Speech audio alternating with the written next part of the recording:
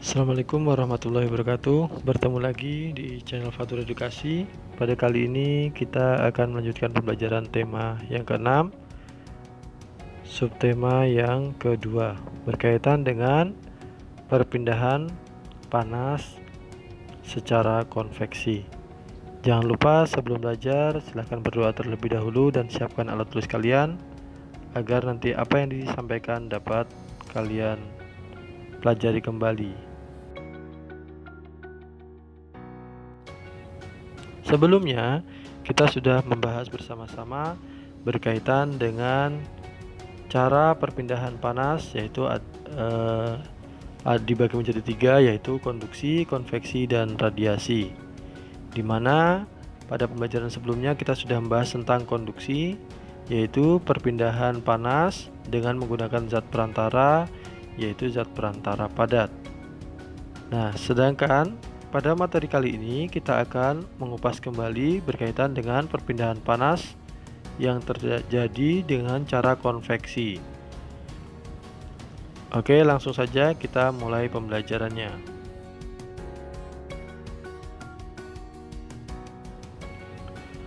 Perpindahan panas atau kalor secara konveksi. Perpindahan kalor secara konveksi ialah perpindahan kalor yang disertai dengan perpindahan zat perantaranya.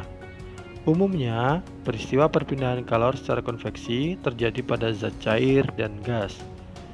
Zat yang menerima kalor akan memuai dan menjadi lebih ringan sehingga akan bergerak ke atas.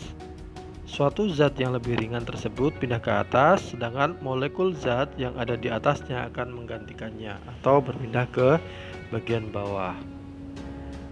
Pada perpindahan panas secara konduksi kemarin, itu perpindahan panasnya tidak disertai dengan perpindahan zat perantaranya, atau digambarkan seperti kita memindahkan buku secara estafet. Namun, pada perpindahan panas atau kalor secara konveksi ini perlu digarisbawahi, yaitu disertai dengan perpindahan zat perantaranya.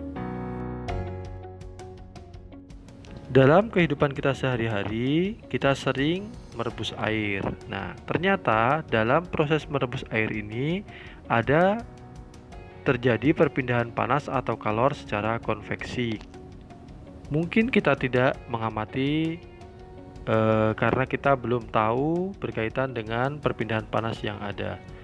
Namun, ketika kalian amati kembali setelah menerima pembelajaran kali ini, ketika air mendidih, itu ternyata terjadi proses perpindahan panas pada air pada dasar panci yang bergerak ke atas. Sedangkan pada bagian atasnya, air yang sedikit lebih dingin dia akan bergerak ke bagian bawah.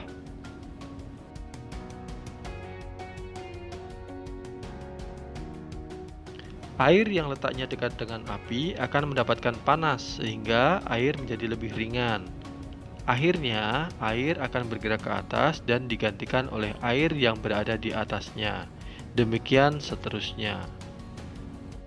Ternyata, proses perpindahan panas atau kalor secara konveksi juga dimanfaatkan oleh para nelayan, di mana di situ ada angin darat dan angin laut. Apa sih penjelasan tentang angin darat dan angin laut? Mari kita simak bersama-sama. Angin darat. Angin darat terjadi karena udara di darat pada malam hari lebih cepat dingin daripada udara di laut. Sehingga udara yang berada di atas laut akan naik dan udara yang di darat akan menggantikan posisi udara yang naik tadi. Pada angin darat ini dimanfaatkan oleh nelayan untuk pergi melaut atau pergi mencari ikan. Nah, sedangkan sebaliknya untuk angin laut sendiri, yaitu angin laut terjadi karena pada siang hari daratan lebih cepat panas dibandingkan di laut, sehingga udara di darat akan naik dan udara dari laut akan mengalir ke darat menggantikan tempat tempat udara yang naik tadi. Dan ini dimanfaatkan oleh nelayan pada zaman dulu untuk pulang dari melaut. Artinya, angin darat dan angin laut itu pada zaman dahulu dimanfaatkan oleh para nelayan. Mungkin untuk saat ini sedikit sekali orang yang menggunakan angin darat dan angin laut sebagai sarana untuk mencari ikan atau pergi melaut.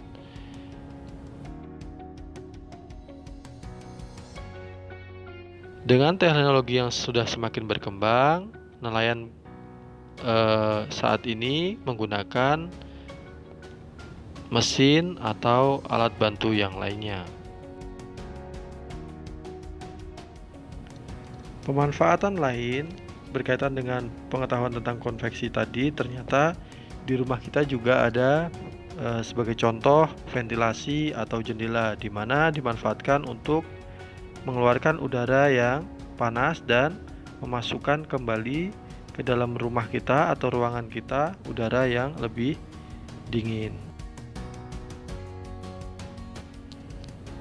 Demikian pembelajaran pada berkaitan dengan perpindahan kalor secara konveksi.